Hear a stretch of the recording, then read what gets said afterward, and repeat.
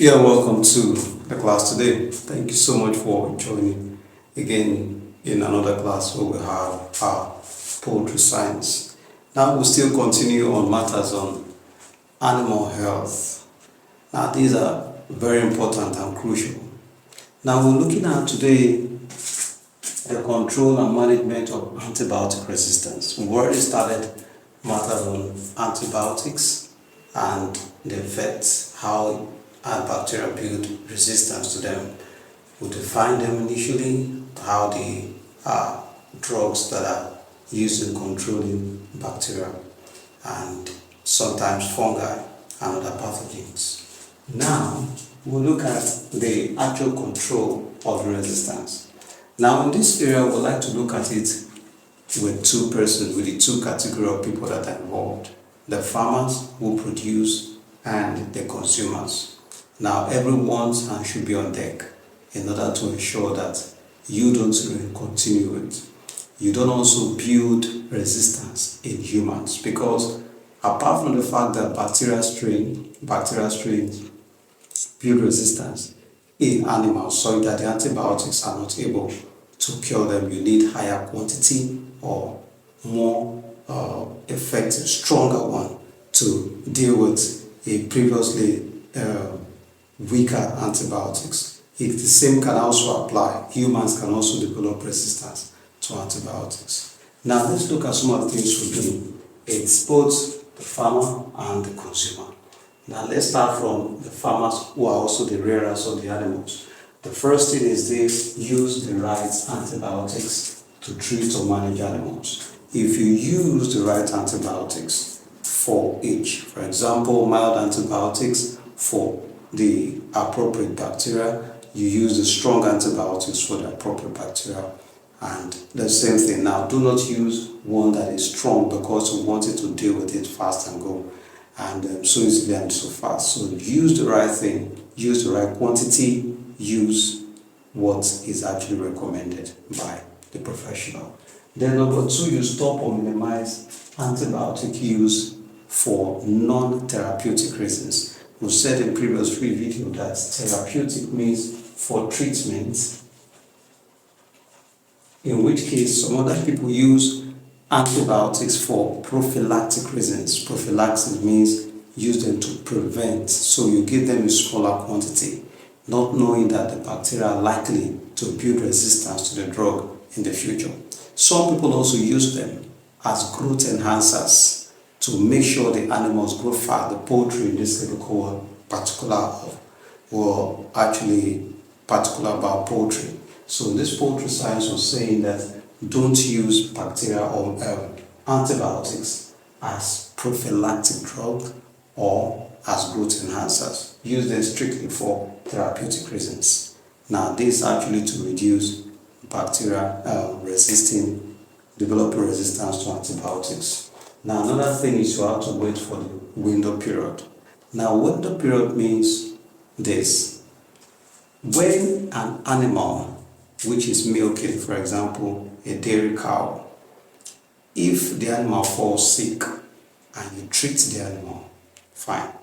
The milk produced for a certain number of days, perhaps 1 week or 2 weeks, should not be consumed, should be thrown away. Now different countries have their rules.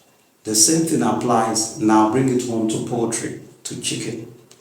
Eggs produced by chicken that are under medication should not be consumed for up to 1 week. So despite the fact that they keep laying, though they are under antibiotics, they should not be consumed for up to 1 week or the other, because you still have certain level, small levels of those antibiotics in the bloodstream, and also any other fluid, including the eggs of those animals.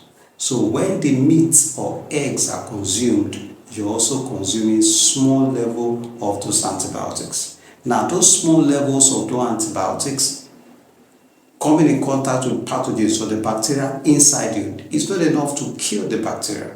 So what the bacteria do is they take the small dose of the antibiotics, and then they develop resistance, or they even change to a different strain, such that when you now need to take drug and antibiotics, you will need to take a higher quantity or one of higher efficacy.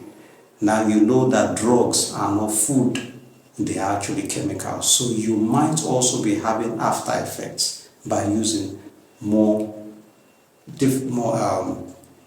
a drug of higher efficacy, stronger in power. So you have to be careful about these things. So you have to observe the waiting period.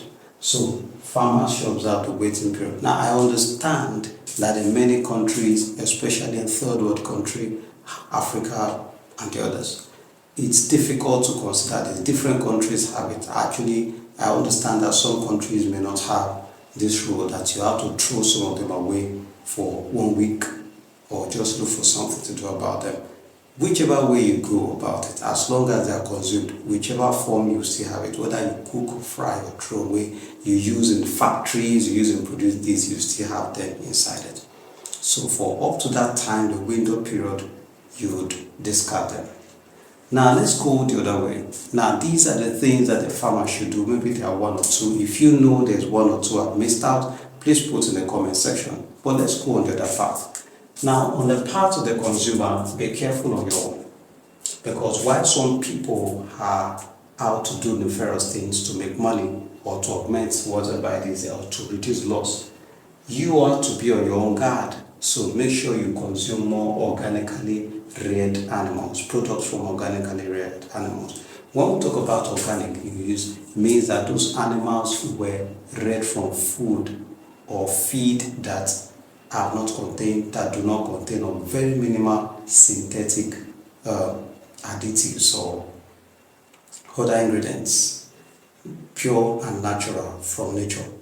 Were pure. But there's almost no end to this, because the argument is this: how organic are those organic things? Now that is another argument for some other time. How organic are those things you call organic? Because if you say, yes, I planted these things organically, I didn't use pesticide, I didn't use herbicide, I didn't use chemicals. The question is this: how do you know if the soil previously, before you came there, if somebody who used it before, who planted there, used pesticide? Because some of these things, their half-life is up to over 10 years, some more than 20, 50 years. So it's almost difficult to tell, because some of these herbicides don't break down within 2 or 3 or 4 or 5 years. You may still have them. If you do a soil test, you will still have them. So where do we go from here? So how do we feed our animals with purely organic? How do we do it? If you talk about doing hydroponics, how do you tell? The water was probably treated with chemical or something, and then you see the emission of certain fumes in the air. So these are critical issues, and we want you to make your comments and ask your questions if you have.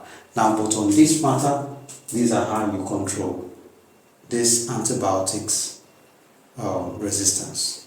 Please, if you gained value, please share, like, and follow.